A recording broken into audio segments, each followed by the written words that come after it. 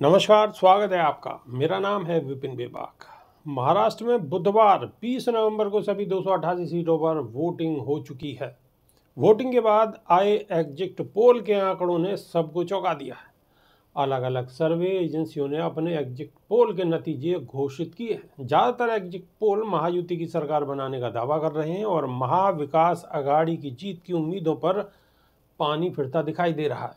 इसी बीच शिवसेना युविटी नेता संजय राउत की प्रतिक्रिया सामने आई है। उन्होंने कहा है कि मैं दावे से कह सकता हूं कि हम 160 से 165 सीट जीत रहे हैं।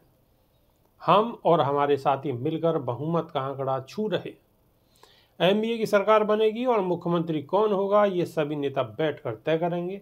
वहीं कांग्रेस से नाना पटोले के सीएम का चेहरा होने के दावे पर राउत ने कहा कि अगर ऐसा है तो राहुल गांधी, प्रियंका गांधी और मल्लिकार्जुन खड़गे को आगे आकर सीएम का नाम घोषित करना चाहिए।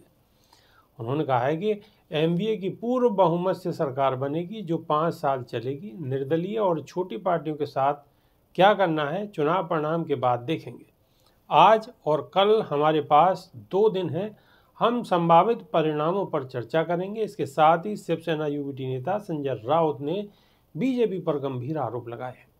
उन्होंने कहा है कि चुनाव में गौतम अडानी का पैसा आया है। चुनाव में इस बार 2000 करोड़ से ज़्यादा पैसा खर्च हुआ है और महाविकास अघाड़ी को हराने के लिए राज्य के चुनाव में सारा पैसा अडानी का है। ट्रंप प्रशासन की तरह अडानी की भी जांच करवाई जानी चाहिए। हमारी सरकार बनेगी तो हम अडानी के खिलाफ जांच करेंगे। अडानी के खिलाफ कम से कम 100 एफआईआर दर्ज होंगी। राउत ने बिटकॉइन के मामले को फर्जी बताया है। एग्जिट पोल के नतीजों पर महाविकास अघाड़ी में एनसीपी शरद पवार की पार्टी के नेता क्लाइड क्रेस्टो की भी प्रतिक्रिया आई है। उन्होंने कहा कि हम सबने देखा हरियाणा में क्या हुआ। एग्जिट पोल के नतीजे कुछ और थे और चुनाव के नतीजे कुछ और। नतीजों के दिन सुबह कुछ और था और दोपहर को कुछ और, क्योंकि ग्राउंड रियलिटी अलग होती है।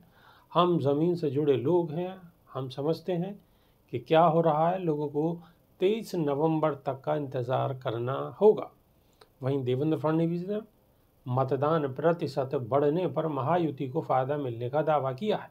इस पर क्लाइड क्रेस्टो ने कहा है कि वोटिंग प्रतिशत में कोई बढ़ोतरी नहीं हुई है। उनका अनुमान गलत है। उन्हें डिटेल लेने की ज़रूरत है। लोगों ने वोट किया है और तय कर दिया है कि अब 23 नवंबर को रिजल्ट का इंतज़ार करना चाहिए। बहुत बहुत शुक्रिया। नमस्कार।